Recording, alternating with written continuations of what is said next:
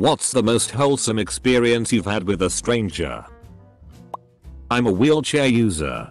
At a baseball game, a little girl came running up to me and climbed onto my lap. Her mom was apologetic, but I told her it was fine. No worries. Looking at the girl's face, I could tell she had some kind of developmental disability. Mom explained to me that the little girl's grandfather used a wheelchair and she missed him. I rolled around a little to give her a ride. She giggled and had a good time. Then she climbed off and went back to her mom. I had a knock on my door, and when I opened it, there was a stranger with a gift card to a local garden store for me. Apparently her kid had been pinching tulips from my garden every day to give to his mom, and they wanted to pay for them. Once they figured out whose garden they were coming from, I had thought squirrels were doing it and had regretted planting them the year before, not being able to enjoy them. I spent the gift card on more bulbs. I had just lost my job and my dad had his card stolen. He was waiting on the bank but completely out of food and living in an old, rundown RV. I would have figured something out. I'd die before I let him starve. Right as he's almost in tears talking to me about it, someone knocked on the door. A lady had food for someone in an RV. But those people had vacated the parking lot and she wanted to know if my dad needed any. Some sort of local helping hands org. Close bracket. There was everything from canned goods to fresh meat, milk, pasta, everything. She had bought it with her own money and didn't want it to go to waste. I'll never forget the timing or her generosity. Crouching Tiger, Hidden Dragon just came out in theaters. I had been planning to go see it on my next day off. I didn't have a car, so relied on the bus. The day of the movie came and there was a snowstorm. I walked downtown to get the bus, but there was a sign saying all buses cancelled due to snow. I was super bummed out and walked over to the local coffee shop. I ordered a coffee and was telling the owner how disappointed I was that I couldn't get to the movies. There was an older woman sitting in the shop and she overheard us. She looked at me and said, "I really want to see that movie too. Let's go. I'll drive." So that the day me and a perfect stranger went out to lunch and to see a movie together. About a year later I started seeing this guy in town, and his downstairs neighbor was the lady who took me to the movies all those months earlier. We had stopped by her house for her to get a sweater before the movies. I told the guy me and your neighbor went to see Crouching Tiger together. He was like, "That was you?" She went on and on about how cool it was to go to the movies. When I was 16, I'd taken my mom's old Pontiac Bonneville to the movies and I was in such a hurry that I forgot to turn off the lights. When I came out, the car was dead, but someone left a set of jumper cables on the hood with a note that said, "I hope you make it home safely." I've never ever forgotten about that. Since then I've tried to pay that kindness forward any way I can. Edit. Thank all of you for the awards. I was about 20 miles from home and this was before cell phones were affordable, so that person saved me that night. For those asking, I'm assuming the person came out and saw my lights on and maybe even saw them running low, flickering, and knew there was a possibility they would burn out before I made it back to my mom's car. Even if my battery hadn't died. It was a nice gesture.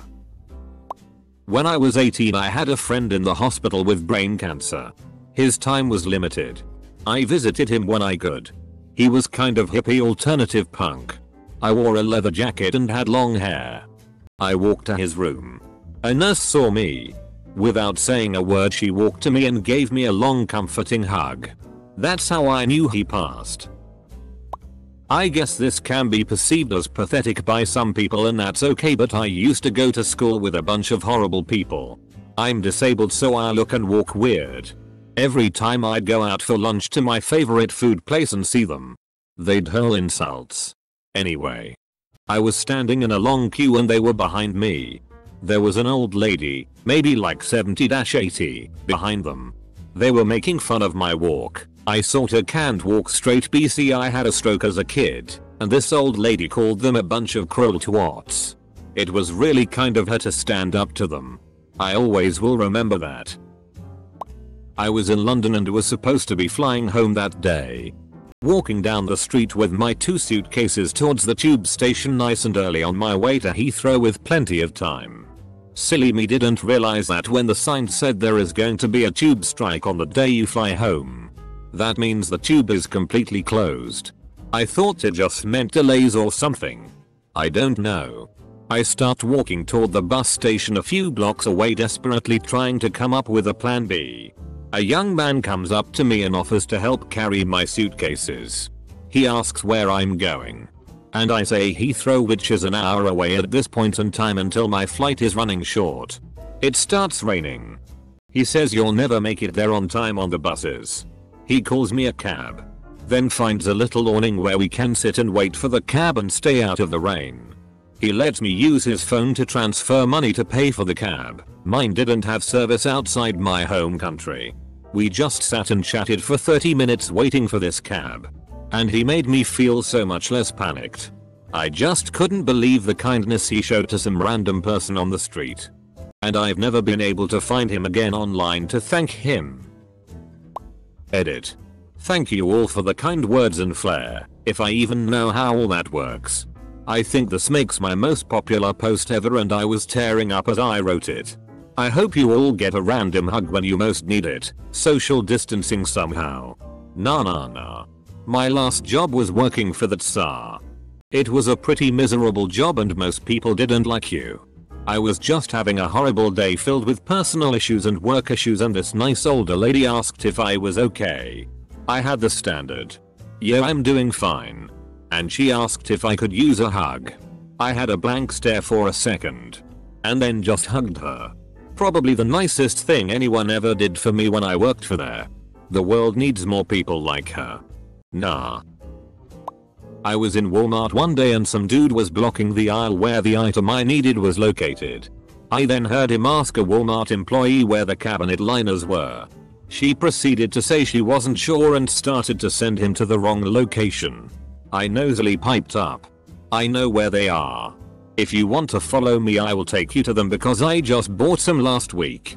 The man, "Oh. Okay. Thank you." He followed me to the opposite side of the store and I showed him where they were. He thanked me again and I hurried back to the other side of the store to get what I needed. 5 minutes later at the self-checkouts, the man showed up and I saw him just hanging around with his bag of purchases on his arm. When it came time to pay, he stepped up and insisted on paying for my items. I thanked him profusely. At the time I only had $35 in my bank account and was trying to purchase food for the week. This man who I was so annoyed with helped me so much. I still tear up when I think of his kindness. I am a single mother of 2 wonderful kids and this was my miracle. The most wholesome and memorable experience was in a crowded New York airport with an elderly lady. I saw her crying and looking bewildered as she sat alone in the main concourse. So I sat down next to her and asked if I could help. She said she was going to a family member's funeral on the West Coast and had never been in an airport. The lady was hard of hearing and the loudspeaker announcements just compounded her confusion, to the point where she was physically trembling. At that point, as I once noted here in AskReddit, I guided her through security and directly to her gate, asking the attendants to give her special assistance, especially with her inability to discern broadcast announcements. As an attendant escorted her for boarding, the lady turned, waved, and blew a kiss in my direction. To this day, I can still picture her vividly. I was going to a Starbucks to eat with a friend I met days ago. Suddenly a stranger about my age asked me how to go to that exact same place. So I told him that I was going there too and we started a conversation while walking. When we got to the Starbucks, we sat at different tables and I waited for my friend. He didn't appear because he had had some problems and finally he couldn't go. I asked the stanger if I could eat with him and he accepted. Now we are friends and we sometimes talk through our mobiles. Edit. Grammar. Nope. English isn't my first language but I'm still learning. I was traveling to the national parks in Utah. In the hotel parking lot I noticed I had a flat. I was very flustered because I was worried about the cost of replacing the tire on top of the rental company charging me extra. As I was struggling with the tire, A group of Hispanic men came over to help me out to replace. They offered me a Corona beer. And we all shared a beer. And they took me through the process, guiding me but still having me do most of the work on my own as a learning experience. They refused a tip at the end. Edit. I'll also add that this was a formative moment for someone growing up in the wealthy white South. Growing up, my only interactions or memories with people that were Hispanic were moments like my parents not letting us play outside when the neighbors had a Mexican lawn crew out, my parents' complaints when the Spanish-speaking waiter messed up our order, etc. Even though I wasn't racist, that moment made me stop and think of my parents and people I grew up with in a different light. It made me go from all races are fine to wow, my parents and the people I grew up with are a major problem. I'm sitting at a red light with my wife and son. I'm directly behind a yellow school bus full of kids. Some of the kids were just being kids and making faces out the window at cars, etc. A small group of kids were gathered near the back of the bus looking at us. All of a sudden, one kid does the Gangnam Style crossing the wrists and bobbing the hands up and down part. I do it right back to him, with a huge grin on my face. Then I do the part where you stick your arm up in the air and twirl it around while moving your head back and forth. By this time just about the entire bus was watching, and as the light turned green I heard them absolutely erupting with laughter. Best red light ever. My car declined at a fast food place a couple years ago. The manager saw it happening and came up and gave me the food anyway. It may have come from a fuck this establishment mood rather than the unrelenting kindness of his heart. But either way it really made my day. I was travelling from the south of England to the north of Scotland to start a new job the next morning. I had taken a train up to London and was supposed to get on an early morning flight from Heathrow. The bus to the airport, however, was cancelled and I had to make my own way using a series of night buses. However, it was about 2:30 a.m. and my phone was dead. And I had never used London's night buses before. I was young and a little scared, standing in the middle of Victoria trying to figure out the faded bus schedule when a woman came up to me and asked, "Are you alright, love?" And I explained through tears that I thought I was going to miss my flight and didn't even have an Oyster card. She looked up my route on her phone, wrote down all the possible variations of buses and trains that I would need to take, including the times. She waited with me the entire time, like 20 minutes. Then when the bus came up she paid for my fare, no cash on London buses. I got out and looked at her and she shrugged and said, "Oh, I'm not getting the bus. You just looked like you needed someone." Double quote. I think about her every once in a while, and I'm incredibly grateful for her. Edited for clarity. I was once traveling through an old town when I stopped at a small shop to buy some packaged water. I was in my tweens at the time, so I jumped out of my car and went to buy. A very old man sat at the shop. Once I bought everything he took out an ice cream and handed it to me. As I was about to take the bottles with me he picked the bottles himself and walked with me to the car so that I could have my ice cream. He was very old and scaly, very thin too. And once he saw that I had a younger sister he rushed back to the shop to bring out another ice cream for her. I insisted that he take money for it, but he didn't take it and just smiled. Maybe we reminded him of his grandchildren, I presume. Went to a bar to meet a date and got ghosted. So I'm sitting at the bar drinking alone and saw a woman being harassed by a drunk guy. I intervened and she acted as if she'd been waiting for me. The drunk got lost in the woman and I sat together at the bar for a couple hours. We had a really great time. Lots of smiles and laughs. There were sparks for sure. She asked for my phone and started talking selfies. So I took it back from her to get some better photos. Probably captured 50 or so. Some really candid ones and some silly poses. After we laughed about the photos, she got up to leave. I asked for her number and if we could go out sometime, but she declined.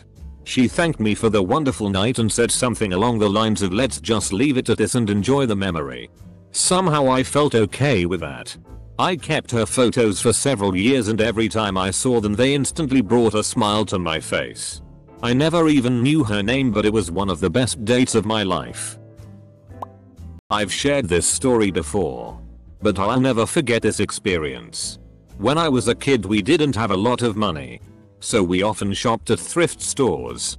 What I loved about that was that you could get 10 books for $1. So I would plant myself in front of the book section and make piles of which one I wanted to get and then decided after I'd gone through them all. One day an older lady saw me sitting with my piles and asked if I liked to read. I told her I did and showed her a few of the books I found that I liked. She smiled and then pulled $1 out of her purse, handed it to me and said, "Promise me that you'll keep reading." I was so happy and immediately stood up and said that I would. She smiled and walked away and I went back to my piles able to pick out an extra 10 books to take home. It was just a small act of kindness for her. But for me, having a random stranger encourage my love of reading and making me promise to never stop definitely had a lot to do with my continued love of reading. This was probably 22-23 years ago. But I still think of her whenever I buy a new book. About 10 years ago, me and my sister, as young adults, had a little girl on the bus to Disneyland sign something and take a picture with us because we needed a signature from a real princess on our trip to make all of our friends at home jealous. I thought little one was going to die of excitement. She was so cute. But once we got done with our autograph, she lectured us saying, "You know, you two could be princesses too.